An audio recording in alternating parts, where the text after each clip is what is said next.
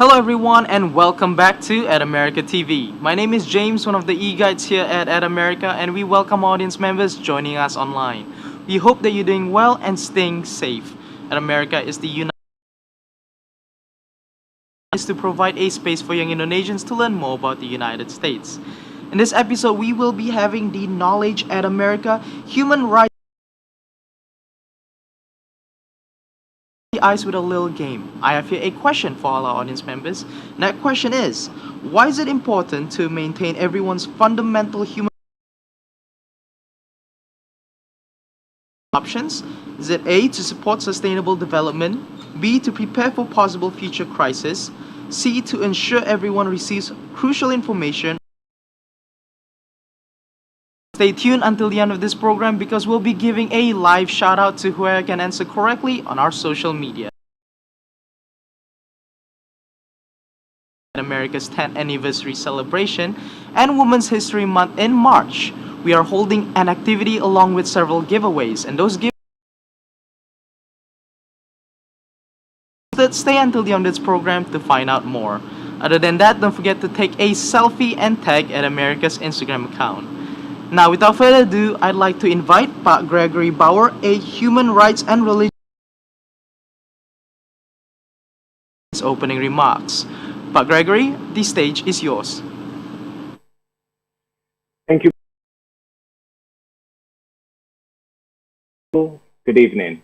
My name is Gregbauer. I'm the Human Rights and Religious Freedom Officer here at the U.S. Embassy in Jakarta.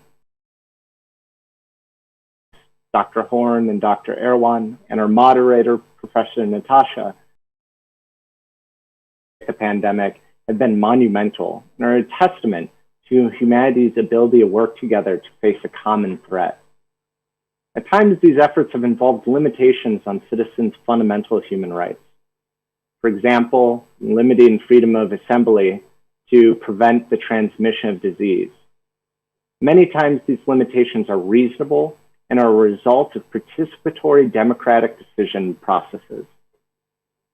However, civil society organizations throughout the world have also reported instances where human rights have been unreasonably ignored, limited, or violated under the pretext of fighting COVID-19. Respecting human rights and fighting COVID-19 are not an either-or proposition. They can and should be complementary efforts. Today's session is important not just for understanding what has happened during the pandemic or what we should currently be doing, but also better inform our efforts as we move to a new normal. Hopefully the human rights lessons we've learned for addressing future pandemics and natural calamities in a manner that respects human rights. Thank you. And now I'd like to Natasha Kusuma Wadarni, a lecturer at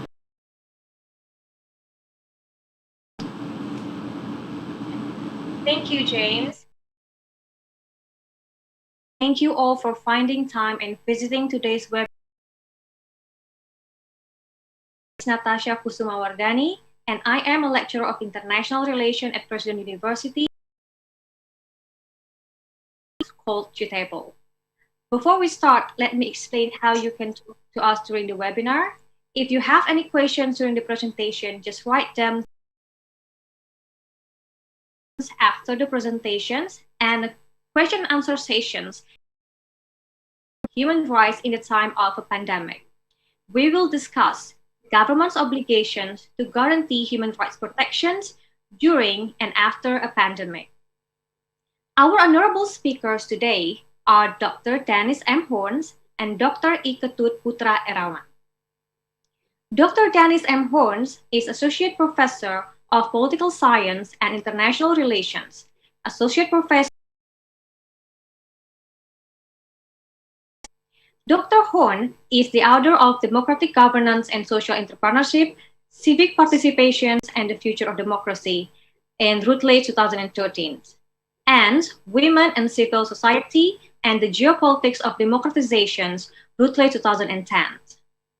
Dr. Horn is an international relations scholar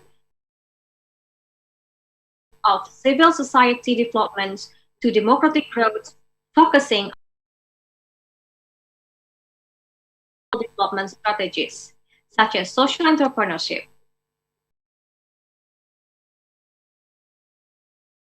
He's a professor of political science and international relations at Udayana University.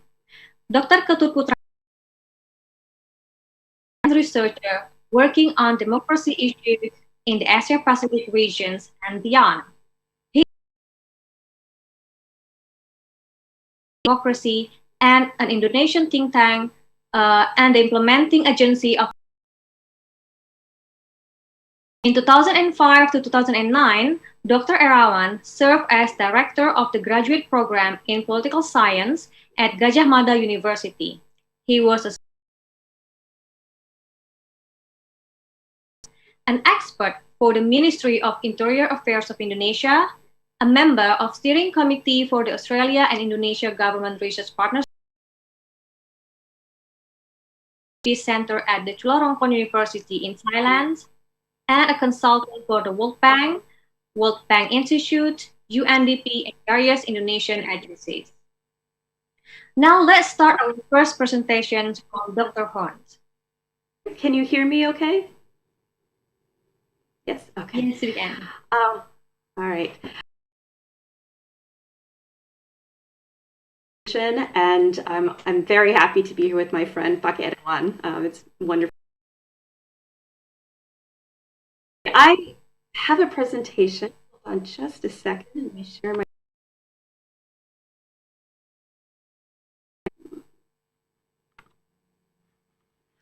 All right.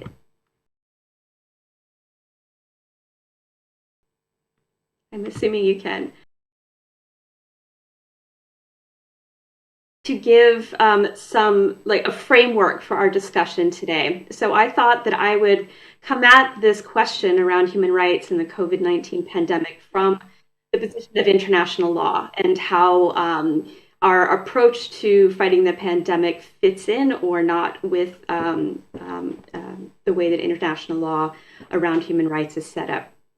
So I think this will fit nicely with Pak Erawan's presentation, which will focus more specifically on Indonesia. So I want to first start with the Democratic, the Economist Democratic Index, looking at the decline of democracy around the world. And this has been something that's been happening over the past few years, but we've really seen a stark decline in the past year. And that has a lot to do with COVID-19 restrictions.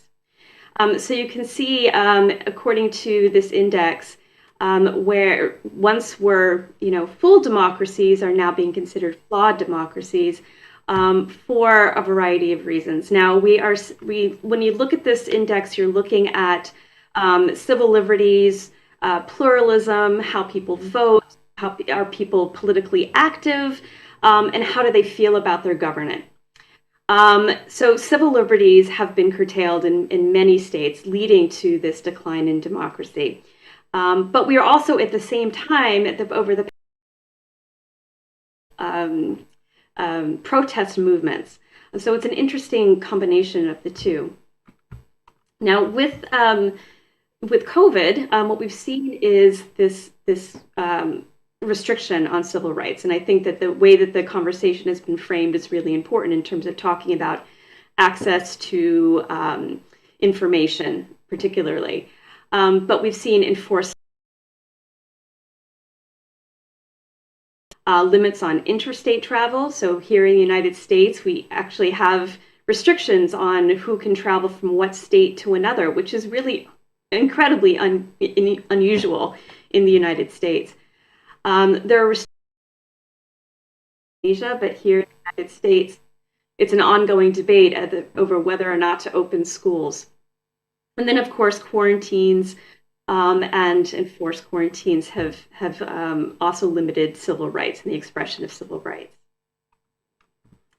So I want to just give a little bit of a background, a framework when we're talking about human rights in the context of international law. So as I'm sure most of you are aware, the Universal Declaration of Human Rights was put forward by the United Nations in 1948. And by 1966, what we had are the International Covenant on Civil and Political Rights and the International Covenant on Economic, Social, and Cultural Rights. And these are covered by the High Rights Commission, the High Commissioner for Refugees, and the High Commission for Human Rights. So what I'm going to be focusing on today are some of the points of contention that have been pointed out by the High Commission for Human Rights, and also suggestions for what needs to be done in order to protect human rights in the time of COVID. So the International Covenant on Economic, Social, and Cultural Rights, the right to health. So it says that the parties to the covenant recognize the right of everyone to the enjoyment of the highest attainable standard of physical and mental health. And I'm not going to read throughout the range of health issues, and particularly the prevention, treatment, and control of epidemic, endemic, occupational, and other diseases. So we've already got laid out in this International Bill of Human Rights the right to health. And so that means that governments have recognized that they have an obligation to protect their citizens and to provide health care to their citizens and to help them avoid illness, particularly in a pandemic. So this right to health, government to restrict certain rights in order to protect health. So the international community recognized that there would be instances where these are laid out by the Syracuse Principles from 1985 through the Economic Conference, the UN Economic and Social Council. And so they recognize that some rights, such as the freedom of movement, the freedom of expression, or freedom of peaceful assembly, must be subjected to restrictions for public health reasons, even if there isn't a state of emergency. And they have to meet certain conditions. First, it has to be provided by law and accessible to the public. The second is that the restrictions have to be out of necessity. So they have to be necessary for the protection of one of the permissible grounds stated in the covenant itself. So that includes public health or pressing social need. The next condition is that it has to be proportional. So the restriction has to be proportional to the interest at stake. So it must be the least intrusive option among those that might achieve the desired result. And the next condition is that no restriction should discriminate against anyone, right? These should be broadly applied, universally applied, and not just to particular groups. Restrictions are undertaken by the state. They have the burden of justifying these restrictions on rights, and they must be able to respond to the international community when doing so. If I was teaching my class right now, I would stop right here for questions, but I will just go ahead and go through. So what are some of the impacts, the social and economic impacts of the pandemic? Well, first, we've seen a huge impact on education. So this question of access. So in the United States, most schools, most universities went online. Of my home, which is great that we have the technology, but we also have to recognize that there is not equal access to online education. It's not everyone has access to broadband internet, and that's been a problem in the United States. So it's leading to huge inequalities in terms of provision of education. It also means that there are students who need more help and more attention from their teachers may not be getting that access either. We also know that this may disproportionately impact girls, particularly who may be engaged in more caregiving activities when they're at home with their siblings, helping out their work outside the home. And this lack of ability to go to their schools may also impact children who rely on schools for proper nutrition and for other services, like mental health services, for example. Another impact of the pandemic, look to see, are people being forced to work in conditions that will endanger their health? In the United States, we have this discussion around what an essential worker is. And early on in the pandemic, grocery store workers were recognized as essential workers. But grocery store workers are low-paid workers. They may not have access to health care. And so the question is, what is our responsibility to them? They have to go to the grocery stores to stock. But what protections are being provided to them? Another impact that is related to human rights, civic rights, and the pandemic is the issue of privacy. So we know that an effective public health response relies on health monitoring, right? It relies on contact tracing. But that may also lead to increased surveillance. So the question is, how much surveillance is appropriate in terms of protecting public health versus enacting a surveillance system? And that's where it may get problematic in terms of addressing privacy and human rights. Another issue that hand washing is absolutely necessary. We know that proper sanitation is also necessary for fighting this pandemic, not just COVID, but other diseases as well that are endemic throughout the world. So that means people need access to water. And in situations where people are paying for water, ensure that people aren't losing their access to those kinds of things, water, proper housing, and things like that. But we've also seen that another impact of the pandemic has been increased violence against minority groups. You may have seen reports from the United States where there have been increased attacks on the misperception that that the disease was forced upon us by China, for instance. So there's been some poor messaging, which is a result of a lot of misinformation that has been swirling around this disease, and particularly in the United States.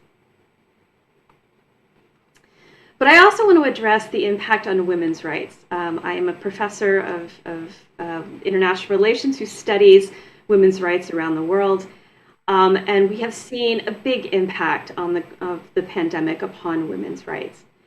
So many home, and by about 20 to 30 years in the United States. We don't know if we're going to see all of those women coming back into the workforce. Part of this issue is a lack of childcare. In the United States, childcare is something that is usually paid for privately by families, and it can be very expensive.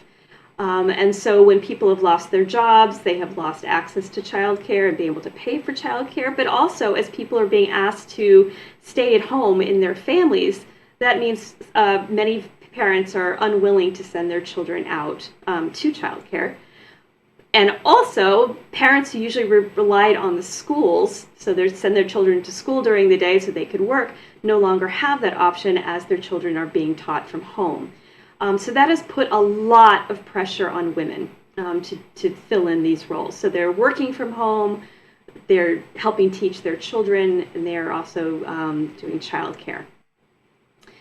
The other part of this is that women also tend to work in the informal sector, so as nannies, working in agriculture, working as domestic workers, and so they often lack health insurance and job security. We know that older women are more likely to live in poverty, and so will be disproportionately affected by the pandemic as it impacts various economies. And restrictive measures may also limit access to women's health care, including reproductive health care. So in the United States, in some states, there was some debate over whether or not provision of abortions was essential or non-essential health care. And so there was sort of chipping away at women's reproductive rights in the name of COVID. So we have to make sure that that doesn't happen, that these services and these rights are protected during a time of emergency. So you can't invoke the Syracuse principles to limit women's rights to access around reproductive health. This is called violence against women. It's been called the shadow pandemic as part of COVID. The World Health Organization estimates that between 2000 and 2018, nearly 736 million women have been subjected to physical or sexual violence by an intimate partner. And they don't yet have the numbers from 2020, obviously, because it's been so recent, but they think that those numbers will be much higher because of the pandemic. 1 in 4 young women aged between 15 and 24 will have already experienced violence by an intimate partner. And restrictive public health measures and quarantines have increased exposure to domestic violence.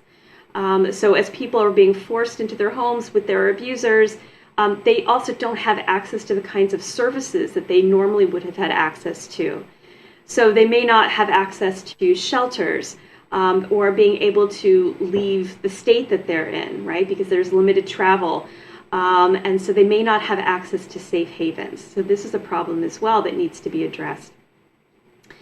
And we also know that the added stress of balancing work, childcare, and children's education has led to a rise in child abuse.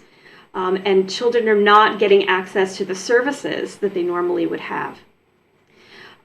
So for instance, in the United States, teachers are sort of the first line of defense. If they see that a child is being abused, or they suspect a child is being abused, they have an obligation to report that and to get help for students. Now that students are not in the classroom, they may not have access to those kinds of first reporters and first responders.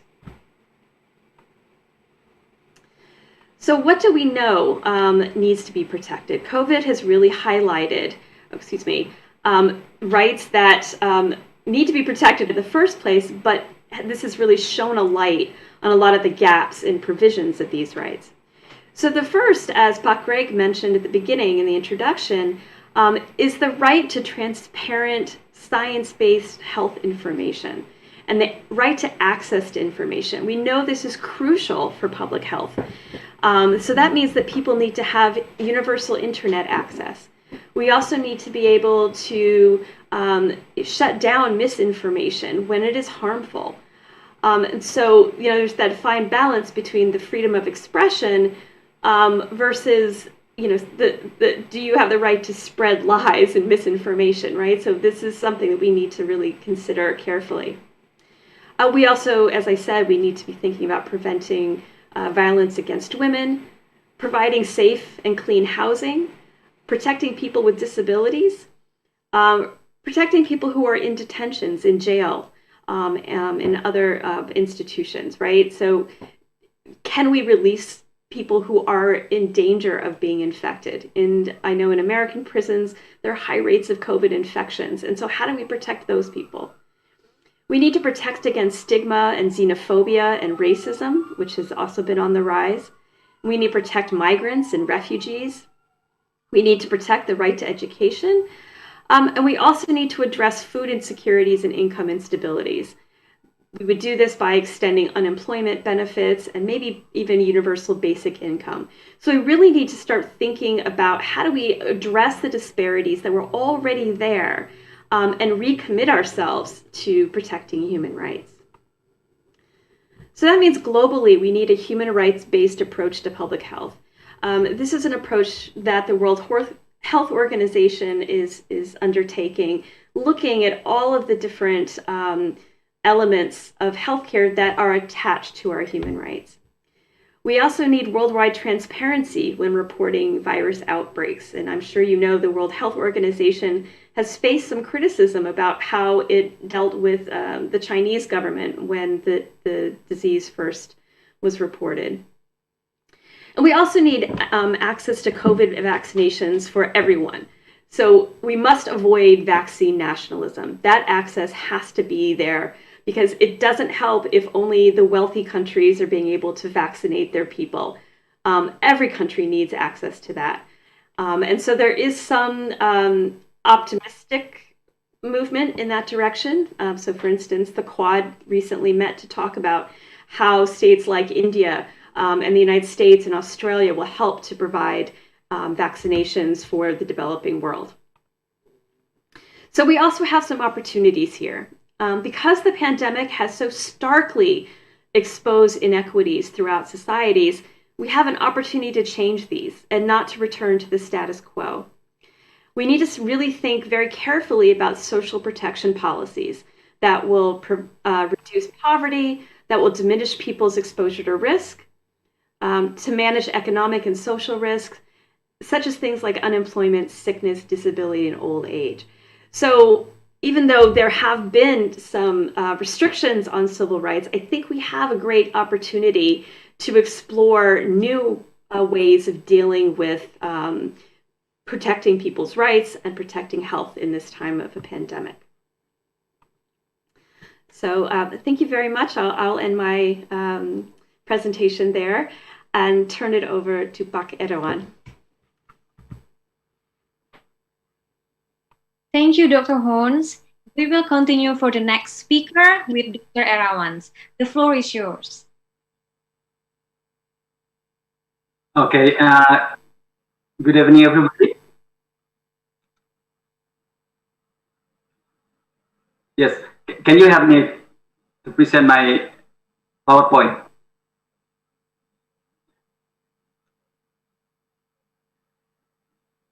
Okay. My name is Ketut Erawan. I want to share the Indonesian experiences, particularly. My presentation will be about human rights during the pandemic, COVID-19, Indonesian experiences. I hope Indonesian experiences and voice can be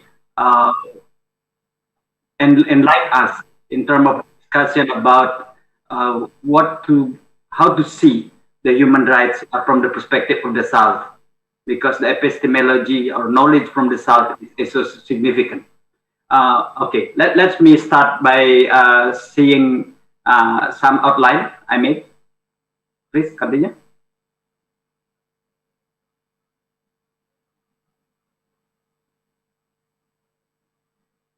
Yes, my slide is around 19 slides. So if I have no time, at least you know what I will say.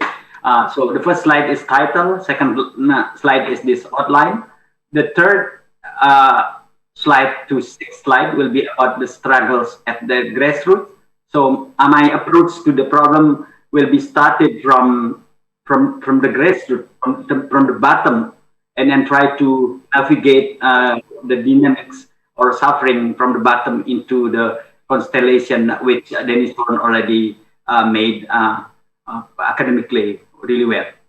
So slide 3 to 6 will be start discussing about struggles at the grassroots. Slide 7 to 9 will be about dynamics in the middle. Slide 10 to 13 about disconnected at the top. Then slide 14 to 17, I try to discuss about new landscape and the future of activism. And the last slide will be about closing and bibliography. Basically, what I try to say, please continue. I will start my discussion by try to understand what is the struggles at the grassroots to just give us a sense how is the situation at the bottom when the pandemic affecting every society, particularly the most vulnerable and the weakest one. Continue. This is the first one, women and children. I use a lot of research in my presentation, which is a really good research discussing about what really happening in Indonesia. The first one is about the struggle of women and children. Adnika Novasigiro Abigina and Dewi Sateningrum from Journal of Perempuan conducting a really nice research, try to explore what is the impact of the policy, government policy toward the women and children, particularly the PSBB policy. Is a large number of activities in the domain of public sphere will be restricted. One of the finding made by this three really amazing activists is that the increasing responsibility on the care of work and the will be ending up to the hands of mother women in the family. So the burden now adding up with how to take care of children, educating them, and many other issues. And that's also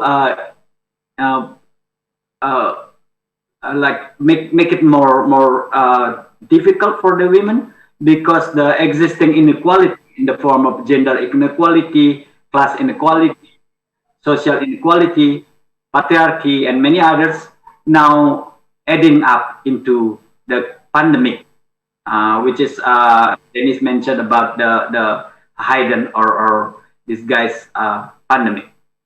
And this worsened situation affecting women and children particularly.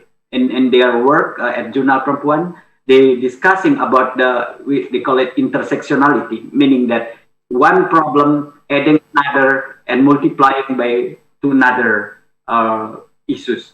So women problems and children problem is becoming like a pandemic itself, like COVID itself.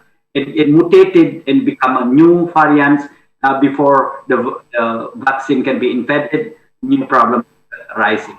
That's the struggle number one. Continue. The struggle number two is about the workers.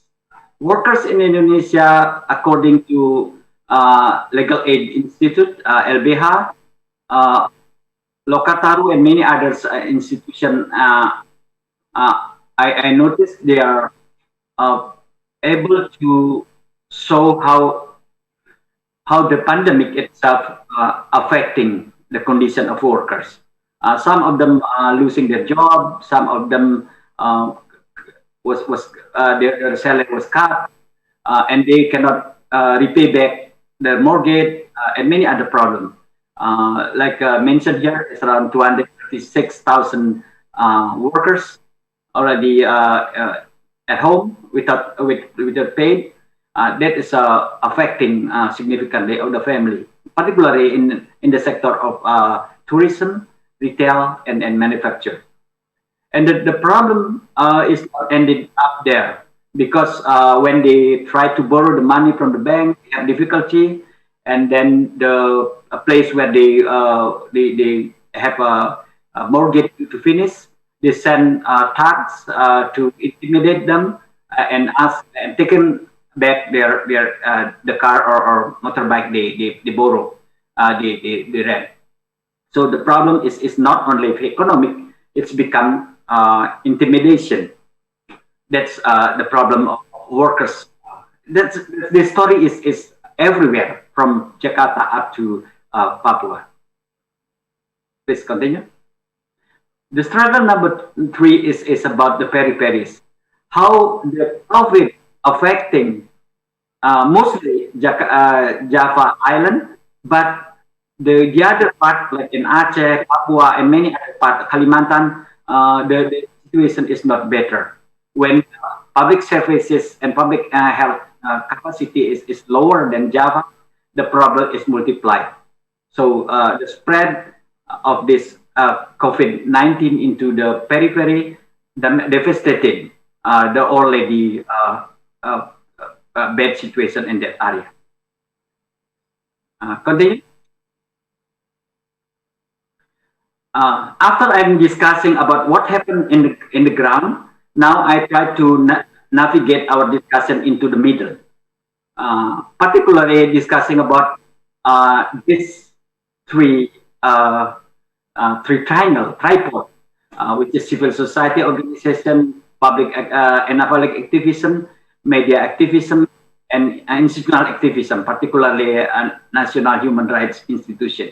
When I read the report or work, what they are doing during the pandemic, the civil society organizations are so vibrant. Some media are so activist. They try to make sure that they are defending the right of the people, particularly the weak, the grassroots. Institutional activism try also to play their roles.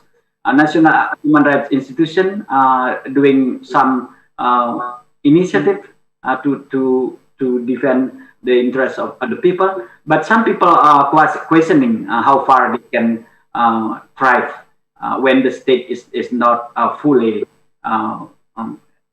able to have a coherent policy on these human rights issues related to the pandemic.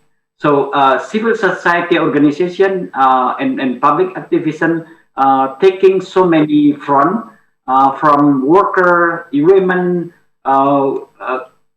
human rights violation in the periphery, and many other issues, sexual harassment and many other issues coming from during this time. So dynamic is the middle is I can say it is fragmented and pulled into so many directions, while the activists and organization is only limited in their capacity and organization to do their job. Please continue. Yes, I read an article by Suki Dital and Tyler Whiton. They mentioning about there are three roles of this institution: translation, trust, and transformation. And I believe both the media and civil society organization are doing a lot of this job.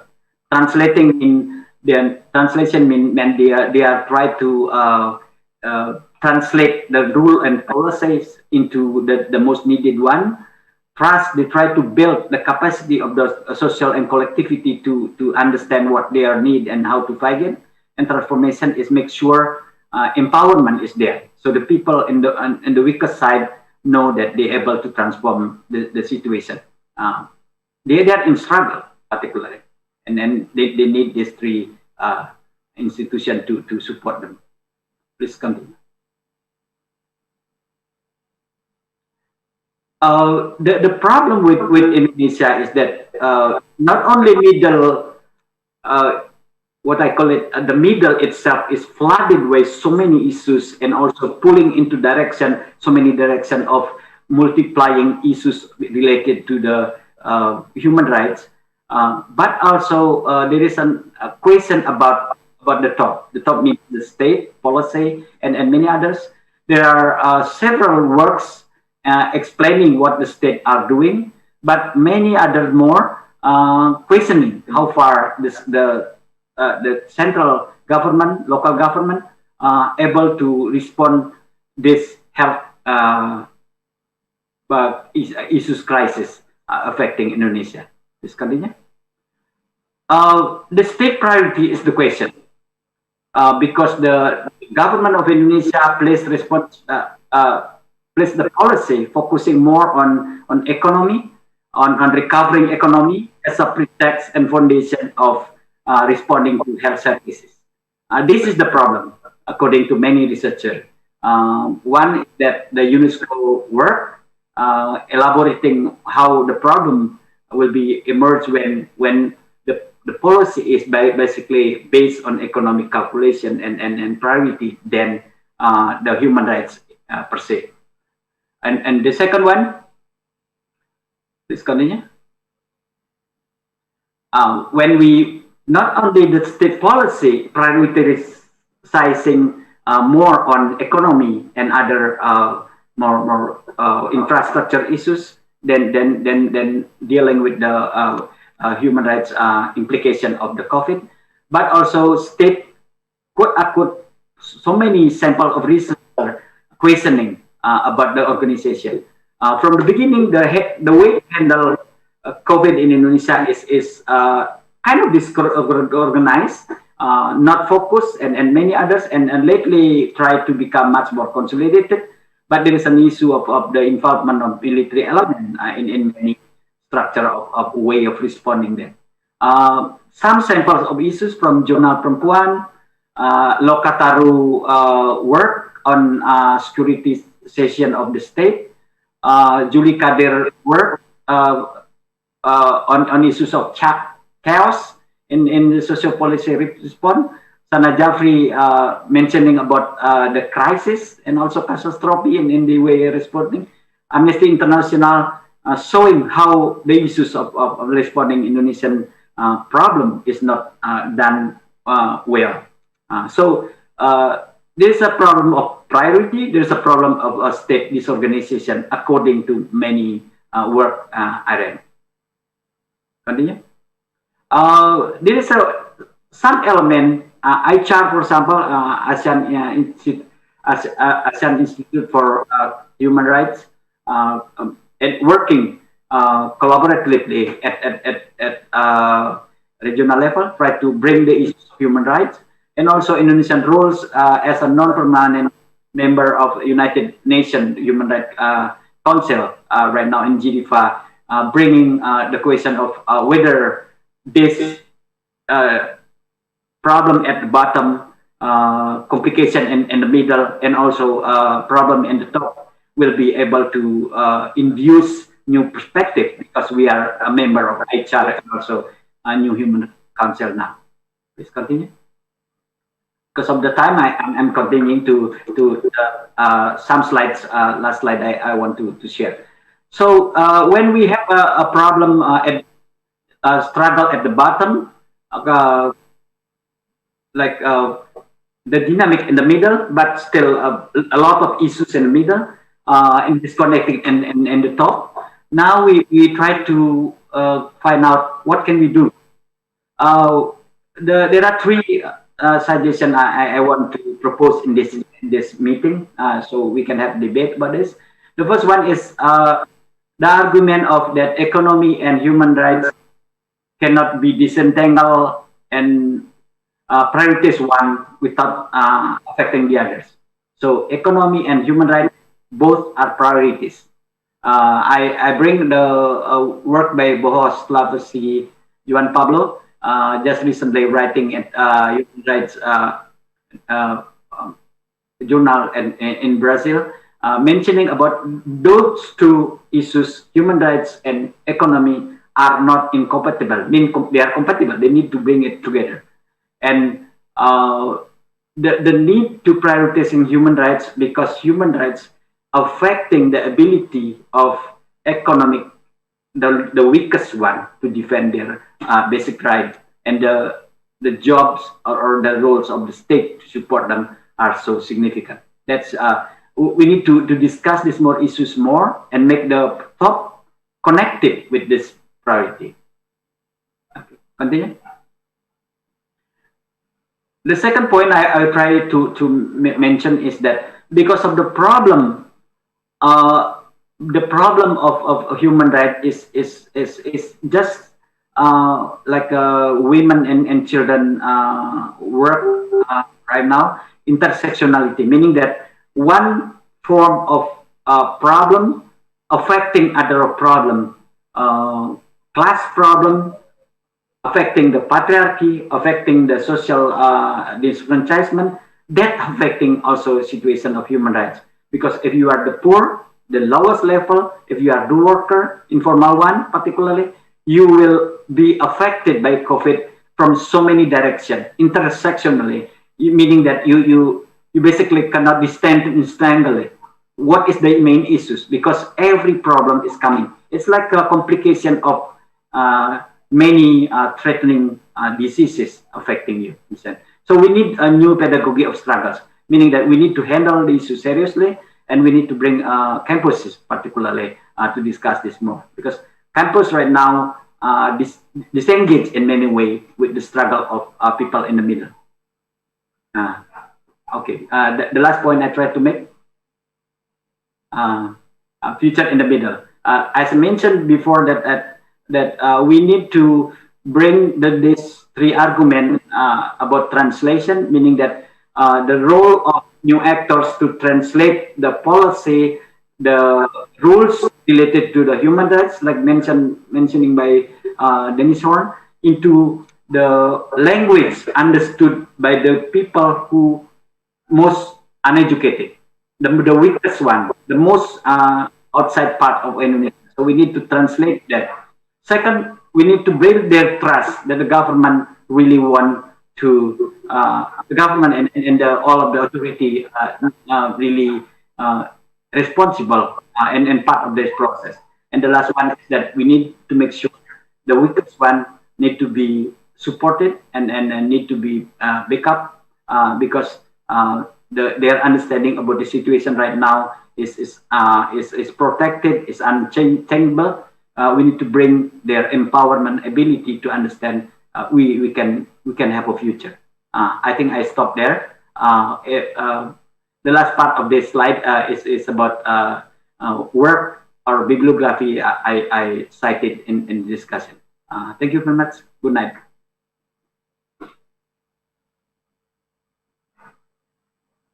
Thank you very much, Dr. Erawan. We had already very interesting presentation from two of our honorable speakers. And before we move into discussions, I would like to give you all the last points of the two presentations. I think the first classing points of two presentations is the government has obligations to protect human rights during and after pandemics. However, the problem is now the implementation itself are still lacking. Second, pandemic has brought greater negative impacts towards vulnerable communities, especially women, children, and elderly. The last one is the priority of the states. I think what the presenter is showing us that there are confused of priorities on the states. Either they would like to focus on human rights issues and then its implications towards the pandemic's problems, or bring up the economics issues. Okay. So to begin our discussion today, I think the class that actually interested me the most is actually how the governments could handle the access to vulnerable communities, especially the access to healthcare, educations, and gender equalities.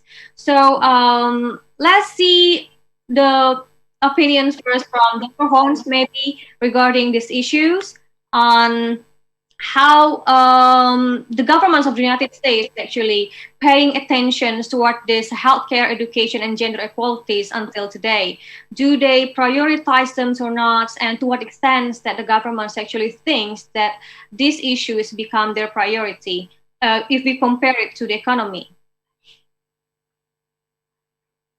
Oh, that's a very large question. First, I want to say that I'm speaking for myself, not a representative of the US government or the embassy. So I will say that you're probably aware that in the United States, we don't have universal health care. And what I mean by that, it's not universally provided by the government. So most people have many people have private health insurance. And we have a sort of patchwork of the way that healthcare is provided in the United States. And the pandemic has really shown what the huge glaring gaps are in healthcare provision, particularly in rural areas and in underserved populations. Because most of our healthcare has been privatized, that means that hospitals have to make a profit, and those that don't have closed down. And so that has left many rural areas without a place to go, without hospitals. And the hospitals we have also been overwhelmed, at least at the beginning of the pandemic. So, we already have an ongoing conversation around healthcare in the United States. It's been going on. And during the Obama administration, of course, we had Obamacare, which was supposed to help try to fill those gaps. But it was sort of undermined in many ways by the subsequent administration. So again, this is just going to force that conversation even more. And I think that with the Biden administration, we may have better conversation around healthcare in the United States. Okay, thank you, Dr. Holmes.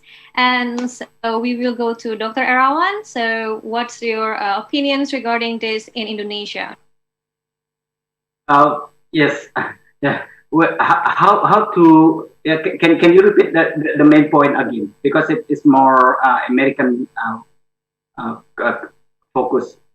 Can you repeat the question? Because I'm Yes. reading the chat. So, Yeah. so I think that both of the presentations is actually focusing on how that the pandemic itself impacting the vulnerable communities, right? Such as women, children, and also elderly. So it's also highlighting that the important things is access to healthcare, education, and gender equalities.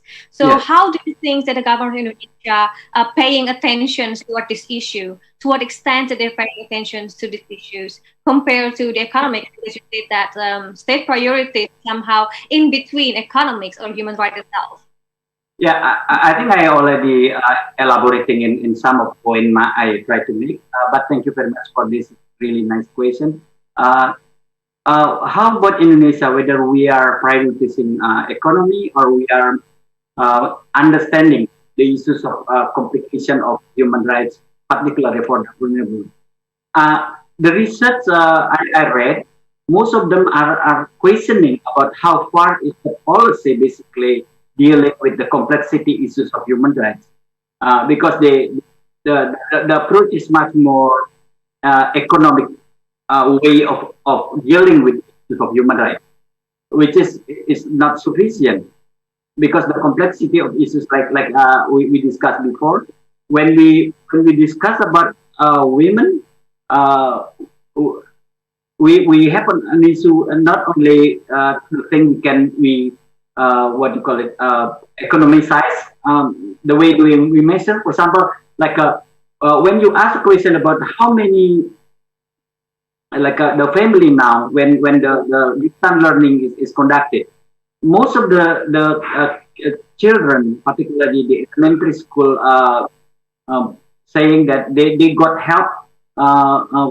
to conduct their homework like that from the mom or from the women in the family, and that's adding more layer of issues, because women need to focus on women, on children now, on making sure that their family got supported. So Indonesian government, I think, much more put it, the issues is more bigger into direction of economic infrastructure. Okay, thank you, Dr. Erawan. So I think that we got a point that actually the government is still confused, and for Indonesia, we're more likely to lean toward economic instead of human rights until nowadays, right? Yes. Okay. And second one, I think the point that I'm really interested in with the Dr. Erawans is how you mentioned about the struggle of the grassroots program and also the spreading of the pandemics in the province outside Java. So, do you think that somehow the grassroots in Indonesia and also civil society in Indonesia is actually giving us a greater impact towards the government's policy or molding the government policy? Or so far that we see that is only like they're trying to influence the government policy, but it's not having any greater effects to the government. The problem with in Indonesia right now is because we are too big to be handled by one model of solution. The solution right now is basically repeating this response toward the crisis, which is comparable to earthquake, comparable to others. But basically, the COVID issue is different, because it is requiring the government to be able to discuss an issue. It's long term. It's 1 year already, and then the all level of society now need to be restructured the way they are functioning the economy, and the government in many ways still functioning like business as usual. And the structure of handling the pandemic using the structure already in the previous one. within adding any element of other actors. So adding actors without refocusing the element of dealing with the issues will be complicated. Why in the periphery areas is much more devastated the issues is because once that area is isolated because of there is no transport flowing back there. There's a many other problems in this area. For example, you asked about the issue of public services like education, health, uh, like housing. Uh, those are three right now in many parts of Indonesia is a big issue. When the the economic actors now have difficulty find jobs. So the job itself now is become intersectional issues because job itself it become without jobs you can mention about nutrition you cannot afford you cannot find alternative for your education you can it's so many other problems will come with the job is not limited and COVID devastating the structure of jobs here.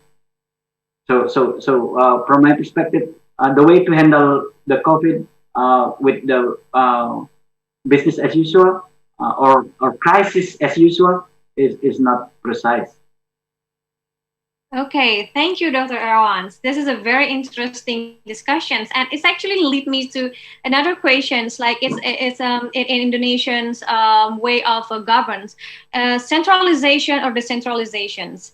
So as you say, that these problems impact things and greatly in the peripheries, right? So when we say that okay, the government needs a new approach. So would you like to say that whether the centralizations could become new ways to actually handling these problems more effectively in the future? From my perspective, decentralization meaning not only devolving authority, formal and legal one, and financial to the local one, but giving people authority to handle the issues at the grassroots. Uh, in Bali, for example, there's many problems of COVID solved because of the strong inability of the community. They work together and solve the problem. When one of the family affected by COVID, they provide a food and then security to make sure that they were not treated bad because of the COVID they are suffering. So from my perspective, whether decentralization needed, yes, because the right now, particularly in the last 10 years, maybe 5 years, Indonesia retreating from the effort to decentralize to become much more decentralized now. And that pulling all the power by creating a big regulation enabling the central government to come and dominate the many parts of Indonesia, that will be an issue. So that is complicated by politics because when the regional actors try to solve the problem using their own local wisdom, it politicized as challenging the central government. And the central government also sometimes try to tackle the issues, but the local actors didn't allow it because they want to clinch into the power because it's so close with the election, for example, at the regional level. They want to show that they are functioning. So politics complicate and ramify the issues of COVID. And the solution is supposed to be down there. Let people do solve their problem. And then the job of the government is working closely with the activists, people at the local level, give them support. Don't complicate their job. And some government success to do that. So we cannot say that everybody doing bad job, but some government are functioning well. Some element of central government doing their job. Some regional government functioning, but most of them are complicating issue of solving the problem. Okay, so Dr. Erawan, thank you very much for your answers. I'm very happy to discuss with you further later on. Yes, And yes. now I would now I would like to go to Dr. Horn. regarding the US, because I think from your presentations that you mentioned about vulnerable communities, but one thing that I'm curious about the racisms in the US, for example, right? Because we know that also pandemics affecting peoples in so many ways, and United States also a country who accepts a diverse different peoples in the US itself. So how is it actually going on nowadays regarding the rights of the people who is non-US residents, for example, or not a native United States people? Well, yes, the United States has a long history of racial disparities, which I think everyone knows, and racial inequalities, and those have just been exacerbated by the pandemic. As you may know, last summer was a whole summer of protest around the killing of George Floyd, for example, by police, the killing of Breonna Taylor by police, and so it really the movement for Black Lives Matter, increased exponentially last summer, and the pandemic really brought forward those issues and made them even more apparent. So that is an ongoing issue. There's an issue of access to healthcare amongst minority populations. There is an issue of hesitancy around vaccinations as well with communities of color, but particularly among those communities where they are undocumented workers. For instance, you asked about migrants to the United States. Because of the sort of political temperature over the past 4 years around migration and illegal migration, that has really forced many of those people even further underground. And so they're not reaching out for health care, they're not reaching out for vaccinations, and they are trying to hold on to their jobs. So they're also doing unsafe labor. So we had many outbreaks of COVID, for example, in meat packing plants, and those are largely staffed by migrants, many illegal migrants to the United States. And so that has also been an issue. And so, we need to figure out a way to make sure that those people can be cared for, because everyone needs to be cared for in order to end, the pandemic. We can't just base it on citizenship status. We can't just base it on migration status. And another point to that is just talking about, as I mentioned during my presentation, the rise of xenophobia in the United States, to a large extent encouraged by the last administration. And that has led to a lot of finger pointing around who caused the pandemic. And that has led to, as I said, a rise in racist incidents. And we last night just had another incident in Atlanta where several salon workers were murdered. And they were Asian women. And so we need to find a way to change the discourse in this country around this associating race and the disease and the pandemic. So, but that's an ongoing struggle that we've had in the United States. But there is some hope of legislation moving through Congress around voting rights, for example, which is very much connected to these things. And changing our immigration policies. Okay, thank you, Dr. Holmes. That's a very interesting answer for you as well regarding the racial issues in the United States today. And I think we already have questions and audience that are actually willing to ask questions directly to our speakers. So we will welcome our first audience that would like to turn on your camera to ask the questions. Jay Medica. Hello, Jay. Hello, thank you, Miss Natasha. Yes, okay. So Jay, we will give you time to questions the speakers. Please mention to which speaker your questions is for, okay? Okay. Good evening. Thank you for the opportunity for asking a question in this forum. Especially, I would like to ask Mr. Erawan and Miss Horn of Mrs. Horn. Is refusing vaccination at this time of this pandemic is our human right as human being? Thank you. That is my question. Thank you, Jay. So we would like maybe Dr. Horn first to answer the question from Jay before we move on to Dr. Erawan. Jay, just so I understand you, you're asking if we think that having the vaccine, access to the vaccine, is a human right? Yes. Yes, I think the simple answer is yes. I think it is. It absolutely is. And it has to be universal access because not only does that protect the individual, it protects the community. And I think that's an important part here to talk about as well with human rights. In the United States, we tend to think of our civil rights in terms of our individual rights and less about community rights.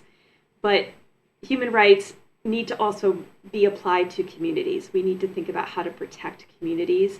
And so that's where some of the pushback has been around individual rights, because in the United States, being told that you have to wear a mask or you have to stay home is seen as by many as a violation of individual rights, rather than thinking about how we're protecting our communities.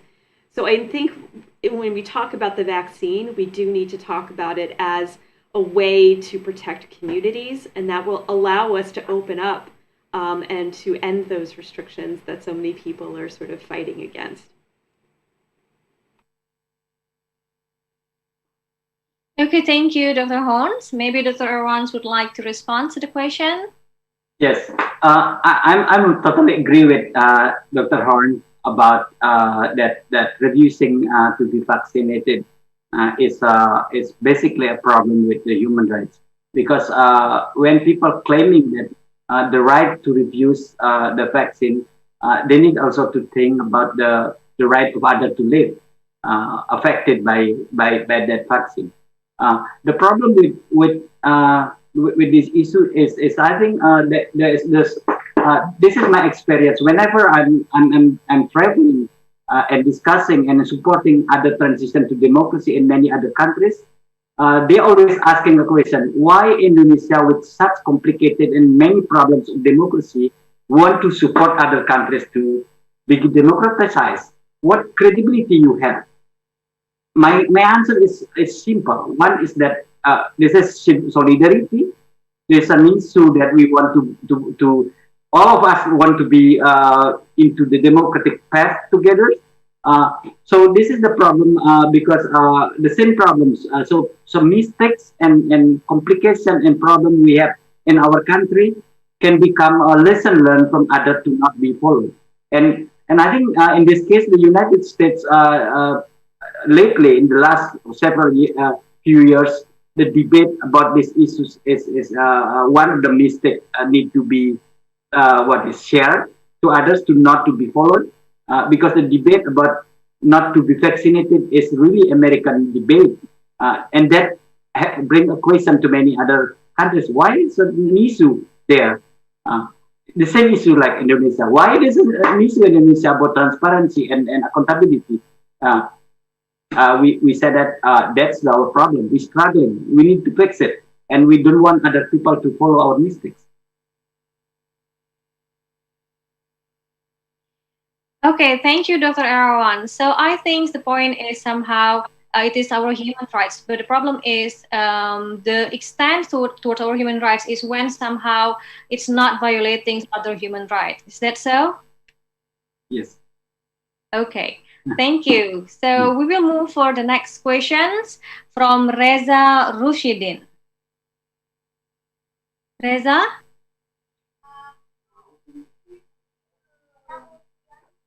Okay, good afternoon. I'm Reza from University Udayana. I want to ask for Mr. Erawan. I would like to ask about how repeat people are exploiting human rights for cheating. For example, the difficulty of implementing the death penalty for corruptor in Indonesia because people who do not want to even feel the death penalty for corruptors violating human rights. Even sadly, corruptors in Indonesia have special privilege. How about it? Thank you. Okay, thank you. Mr. Erawan, you Yes. might respond to the question. The question is how can we respond to the issues of corruptors? Should we put a death penalty on that issues following other countries like China? That's the question raised every time I teach a class. I think that is a valid question because the issues of corruption, why it is called corruption is extraordinary crime because it is affecting not only a current human being but also the future because corruption taking all of the opportunity of the public resources for their own private gain that also stopping the possibility of welfare of people in the future and other peoples.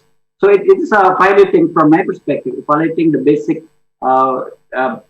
foundation of people who other people to live well in the future. So corruption itself is a problem. It is affecting human rights issues to the people. Or should we apply death penalty to that one?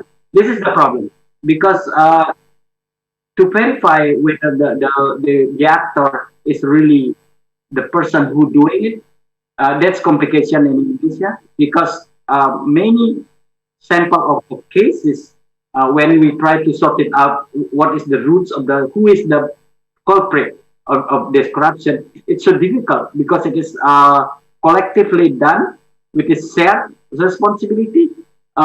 It's called bancaan, quote unquote, in Indonesia. Everybody involved in that process.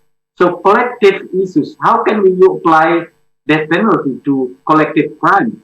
I think the problem is there, and to give what do you call it, the effect, like a shock effect.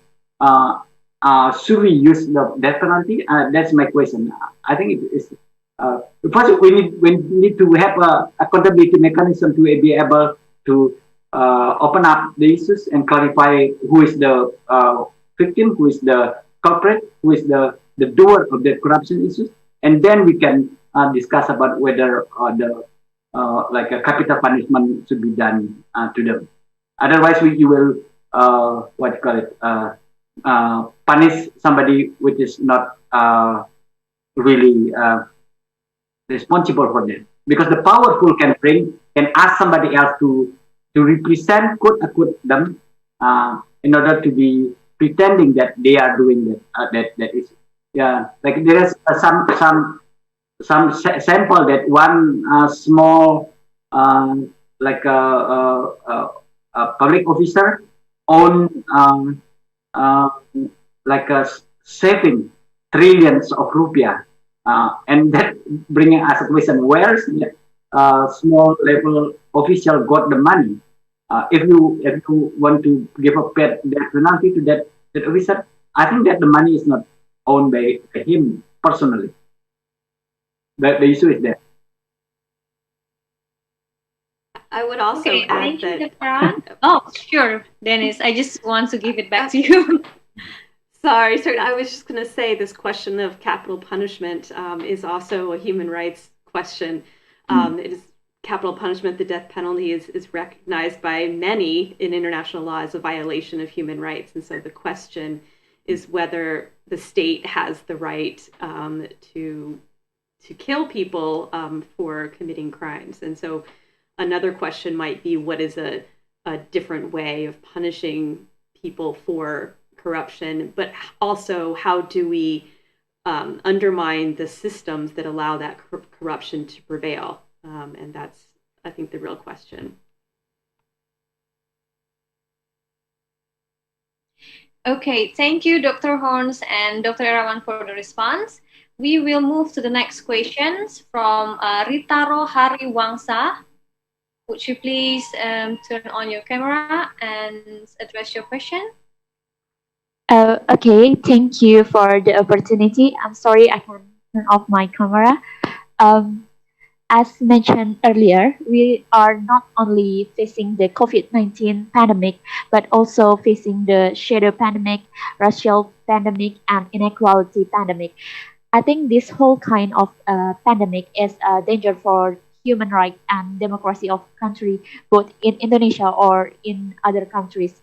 So my question is, as a young generation, what we can do to fight the shadow pandemic, racial pandemic, and inequality pandemic during the COVID-19 pandemic, and what we can do to help our people to survive the whole mess. Okay, that's the question. Thank you. Thank you, Ritaro. So I think we will go to Dr. Horn first because your presentations is mentioning about the shadow pandemics. We would like to see your response, Dr. Horns. The floor is yours. I think that perhaps Pak Erawan and I will have very similar answers given his presentation and the things that I'm interested in. And that is that we need to strengthen civil society. We need to think about how to strengthen our democratic institutions. And that means that people have to demand that their government is responsible to them. And we're seeing this happen in the United States. It's a growing progressive movement, largely driven by young people in this country, which is really gives me a lot of hope for overcoming the structural inequalities that we're seeing. But it also means we need to make some really important changes to the way we can think about democracy in this country. That there has to be, allowances for voting. Right. This is another big question in the United States: is how voter suppression, and there's a lot of movement to suppress voting, and we need to fight against that. And so it takes the energy and the political will, particularly of young people, to do this work. And to make those demands. And I think that we are seeing a generational shift here in the United States. And from my experience in Indonesia, I think that is also happening in Indonesia as well. Thank you, Dr. Horns. Dr. Erawan, would you like to give an opinion regarding this question? Yes. I think the question by Witaro mentioning about there is a triple combination of shadow pandemic, racial pandemic, inequality pandemic, and patriarchy pandemic, really representing what Denise Horn and my presentation, what we mentioned about what we call it intersectionality, because one issue of the problem multiply or become a mutant of transforming itself into the other form, complicate the issues you try to solve. So how to deal with this shadow pandemic? Because the roots itself is complicated and ramified. My answer is yes, I'm agree totally that we need to strengthen civil society. And for Indonesian case, we need to deepen the discussion into the roots of this civil society. Because right now, if I discuss the issues with our friend at Legal Aid Foundation, at Indonesian Corruption Watch, Contrast, and many other friends, which I'm discussing a lot of these issues, their answer is that the spring of activism is now diluted. It's slowly become difficult for creating activists now. Campus is basically it's much more pragmatic. Their curriculum is not more focused on social justice and also the issues inside of the campus itself, the politics inside campus. So from my suggestion is that we need to rejuvenate the new pedagogy inside of the campus, focusing on social justice. The new curriculum particularly the School of Social Science and Political Sciences, the law school. I I noticed that our friends at Udayana University, also in Warmadewa University, and other Trisakti and Binus and many others here, we need to start discussing about how to make sure the roots and foundation of activism will be rejuvenated. And this COVID make the problem worse because of the focus inside of the campus is much more academic. It's much more pragmatic into the technocracy. I think that is not good for Indonesia, not good for the world. We need to rethinking about how to educate our students with a critical point of view, enabling them to become a source of activism, rejuvenating civil society, media. Media itself is complicated now because the owner of media, most of them are conglomerates and people who own power, and some of them are political leaders, and that make the media softening their activism. That's the problem also. So in Indonesia, we have a shadow pandemic of political entangled diluting activism. I think we need to ask our friends in many parts of the world, and also in particular Indonesia, let seriously discuss these issues because the future is breaking if we not handle this issue. Thank you for both speakers. We will move to the next questions from Judith Amaris Siddhartha. Judith, would you like to turn on your camera?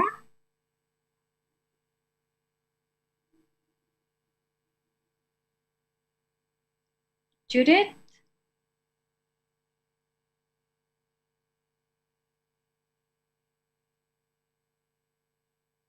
Maybe connection issue. Yeah, I think so. Maybe we should move to the next question first from Nurmadiah Fatah.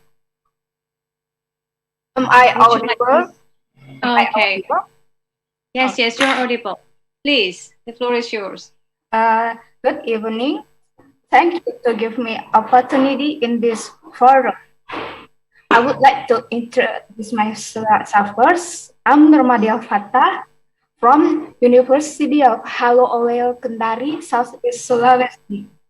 I would like to ask to the masters in this forum how human rights sets in a legal standpoint to maintain accordance with international law mechanism in terms of public information transparency during COVID-19.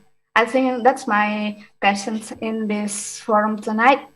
Thank you very much. Thank you, Nurmadiah. Dr. Erawan, maybe you would like to respond first regarding these questions?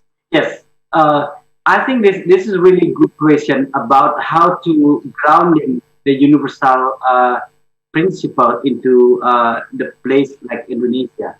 The way to make the normative at the top to become grounded and owned by the people at the grassroots.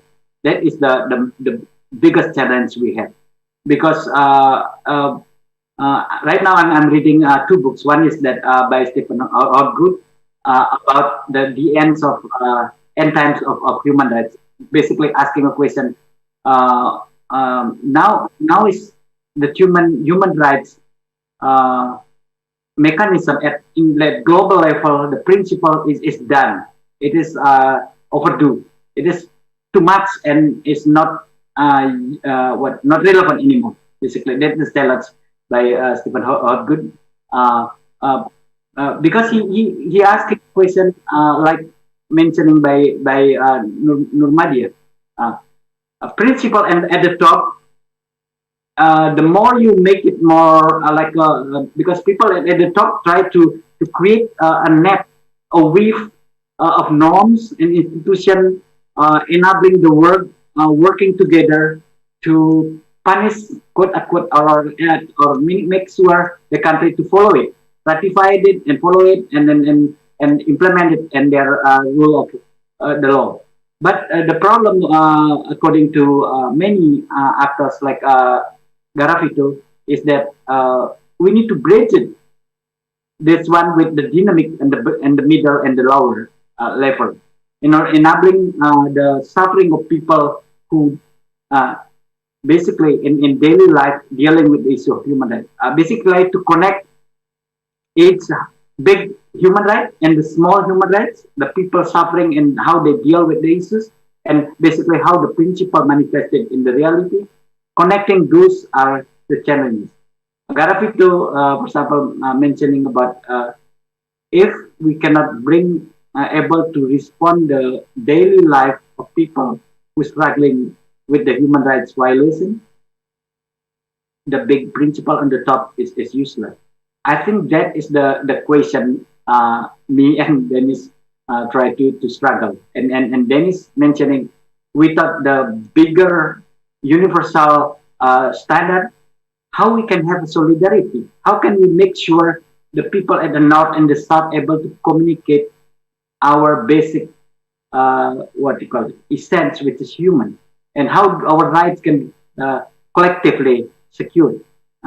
So North and South need to cooperate in these issues to deal with the problem of what you call it, making the universal norms like a covenant of human rights owned and felt like the values of people at the bottom.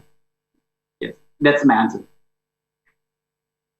Thank you, Dr. Erawan. So we will go to Dr. Horns for responding this question, please. Well, I agree completely with Dr. Erawan. We can't, if human rights aren't honored on the grassroots level, then the higher principle doesn't mean anything. And so we need to hold states accountable for when they adopt these principles, when they sign on to these various human rights treaties. That needs to be reported on. And I will say this about my own country, right?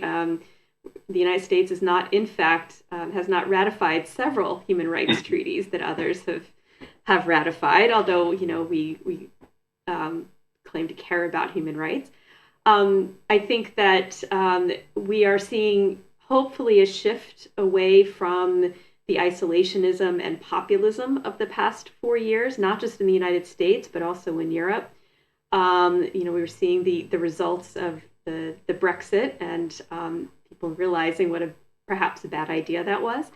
And so hopefully I'm hoping we can sort of return to these conversations around rights and around making sure that rights are honored on the ground, right? So the Sustainable Development Goals have offered a roadmap for this. How do we get to providing, safe environments for people that will allow them to live the lives that they value, to use the language of Amartya Sen.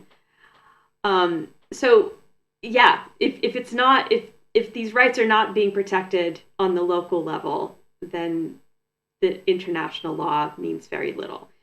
So we need to make sure that international law is sort of being reinscribed into our domestic life as well.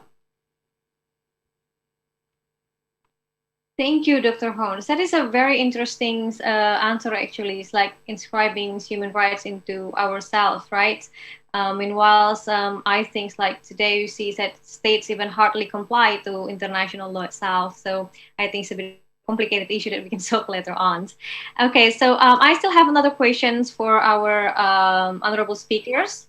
We have a question from Efrema Ardratya Prakasita Putri. I'm sorry if I pronounce your name incorrectly. Okay, so Efrema is from University of Diponegoro, and she directed the questions to Dr. Horns regarding the problems about effects on women's rights, since this is an important issue, but considering the effects of the pandemic has caused to a country as a whole, What is your opinions on what the priorities of the government should be, since the government can't solve all the issues at once? Thank you. So I think what she's trying to elaborate is what the priority of the government. It is supposed to be to women's rights or not, and how actually the government should solve the issues. Please, Dr. Horns, the floor is yours. Yes, thank you for that question. As Pak Erawan has pointed out, this issue of intersectionality is really important because you can't just sort of disassociate women's issues with women's rights, with minority rights, because these things are very interconnected. And so I don't think that there's an easy answer for this. What I would suggest and what I suggested in my presentation is that there needs to be a focus on social protection and social protection policies. Instead of saying we're going to target particular groups, perhaps we should be saying, okay, these are social protections that are available to everyone in society, and perhaps that will help, close the gaps between some of the inequalities that have been made very apparent during the COVID pandemic. And so, we could start talking about things like universal basic income, for example. That's a discussion that is also happening. I'm not saying that's going to happen anytime soon in the United States, but the fact that we just passed legislation that gave child credits to a large portion of the population, which will pay families who have children, has proven to be an incredibly popular policy. So if those things can carry forward, not just for the pandemic, not just for the emergency, but in the future, I think that would be a really positive direction in terms of solving some of these gender inequalities and disparities that we're seeing. So my answer is social protection policies. Thank you, Dr. Horns. Dr. Erawan, we would like to welcome your response. Yes, I'm totally in Denise Horn back because protecting people based on the certain democratic category that is so important. For example, that when we ask a question, who should get vaccinated first? That's the question related to the issue of who is the most vulnerable need to get vaccine. That is from my perspective is most needed now. The older one, people who have a morbidity, has a disease, who the commuter, people who work outside, or women who take care of the kids, people who those are most important human being need to be vaccinated first. Not because of you are important because you are a political leader or you are holding this position in certain. From my perspective, is the way of measuring priority is the weakest, the most needed, the vulnerable. That is the first one. So not the oldest one or the older one, the latest one. My point of view is different than them. We need to start from there. I think that is the related to the point of intersectionality as mentioned by Denise. Okay, thank you, Dr. Erawan and Dr. Horns. We will have maybe the last questions for this sessions from Imam Dwi Cahyo from President University. His question is, or maybe Imam would like to ask the questions directly. Would you like to open your video or should I read your question? Opportunity. Okay.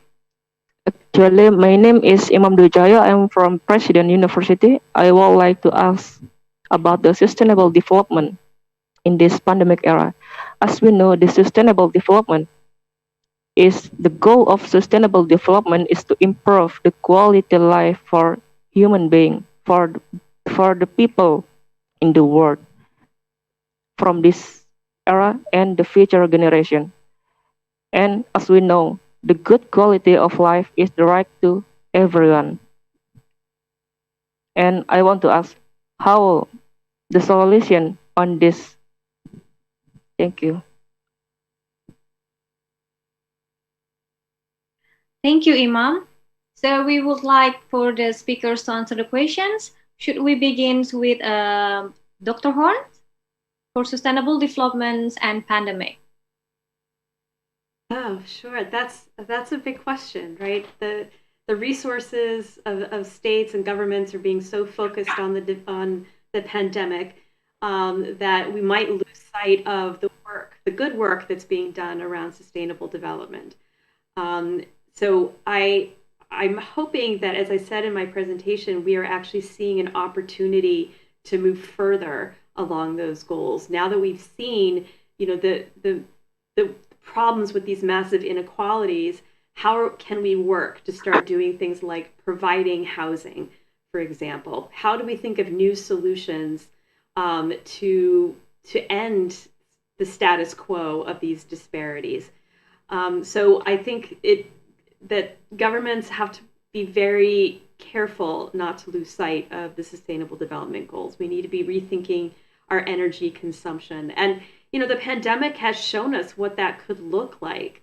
As more people are at home, they start thinking about different things like, why do I always have to drive to work, right? Why am I wasting all this gas and doing that kind of thing? So the opportunities are there. And as long as we have the political will to stick with them, I think that we can follow through with the Sustainable Development Goals.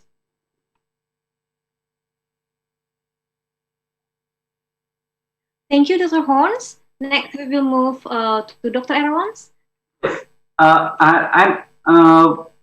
To respond to the question of sustainable development in COVID, I think COVID already cut off all of the dynamics to push us into the sustainable development because of the resource need to be allocated to rethinking about all of the priority.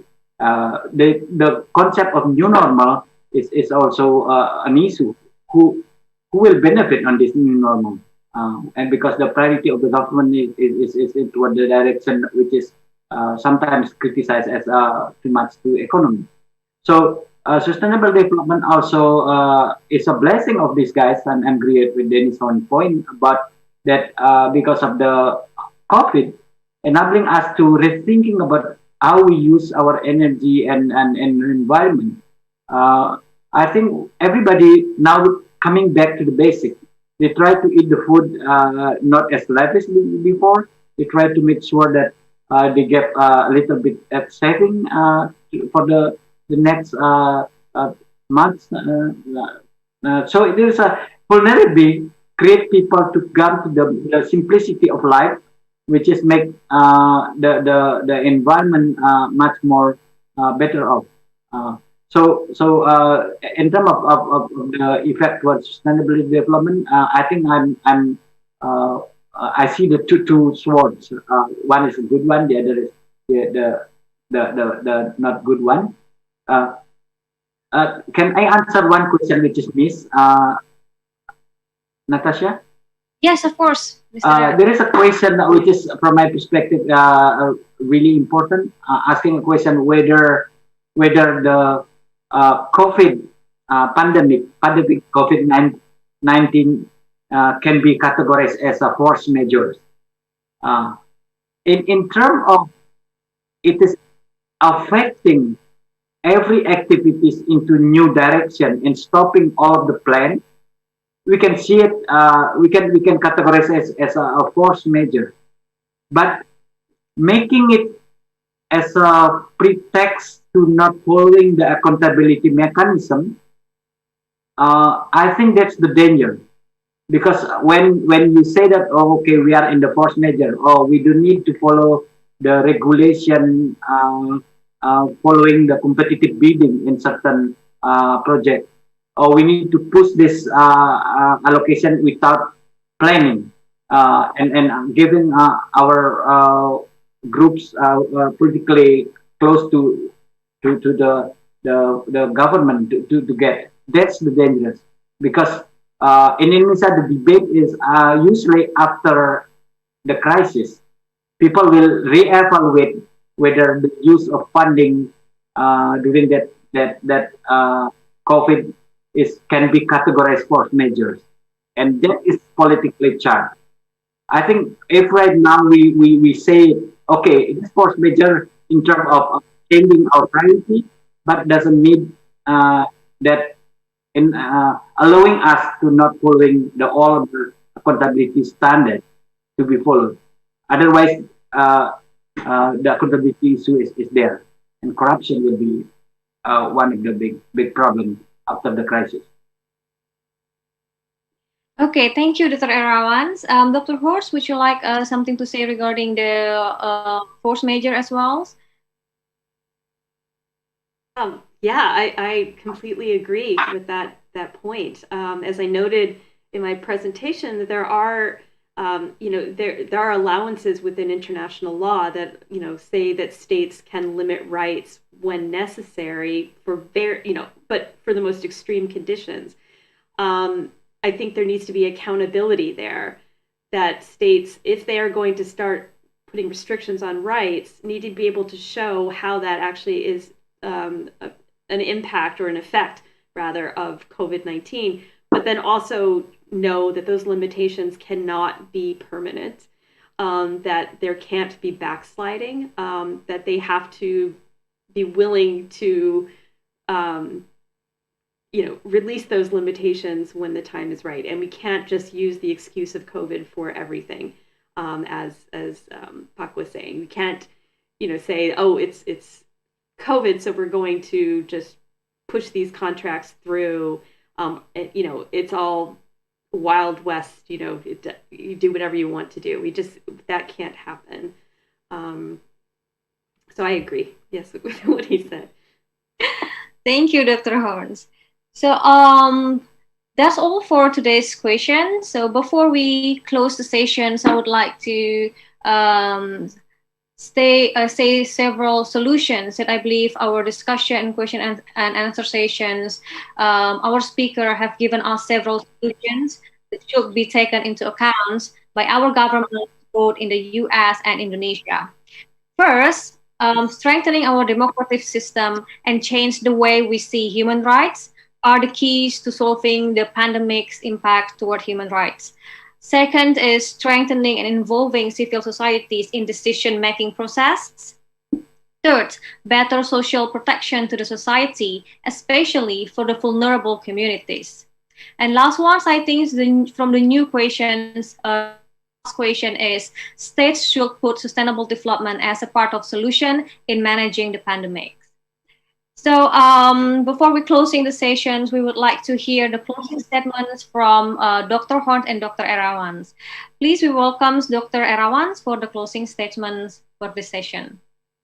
Yes, I think I just want to say that the main issues from my perspective, how to make the human rights issues and principles able to respond to the issues is by seriously discuss the manifestation of human rights problems at the grassroots. And then we need to be able also to reconnect those grassroots concerns and problems into the middle actors or middle mechanism dynamics, which is civil society and media, and also human institutional activism, and bringing those grassroots concern and the middle actors dynamics. We should also to be able to connect those with the new way of functioning of the state by making the priority enabling the economic and health and human rights to become one of the priorities. You cannot make one without understanding the other. And then the last one, we need to be able and bring this and bridge it into the human rights, global human rights regimes, which need to be corrected also by enabling the voice and experience of the South become one of the critical element on this. So the knowledge from the Indonesia and other countries from the South need to be also accounted as a significant one. So enabling the South to be able to have and share solidarity and ownership of the universal principle of human rights. That's my point. Thank you, Dr. Erawan. Next, Dr. Horns, the floor is yours. Thank you. Again, I agree with all of that. We, of course, are simpatico in our thinking, which is why I wanted to do this with Pak Erawan. I just wanted to add some points around interdependence, right? That when I mentioned vaccine nationalism in my presentation, I think somebody asked a question about that. We can't say that we're just going to worry about vaccinating our own citizens, right? We need to be thinking about how everyone has access to that. And we cannot, this is not the time for hyper-nationalism and isolation. And yes, we had to close our borders because we didn't want the disease spreading, but we shouldn't be closing our borders in the sense that we're also not willing to extend aid to those who need it. Because it will do us no good if the global north is fully vaccinated and the global south is not. Because that means we'll still have limitations on movement of people, we'll still have limitations on trade, and it will be disastrous for economies in the global south. So that interdependence needs to be stressed, and we need to be thinking about vaccines and access to vaccines as a human rights issue that the international community needs to protect. Thank you, Dr. Horns. I think that's about the presentations today, and thank you for the great discussions.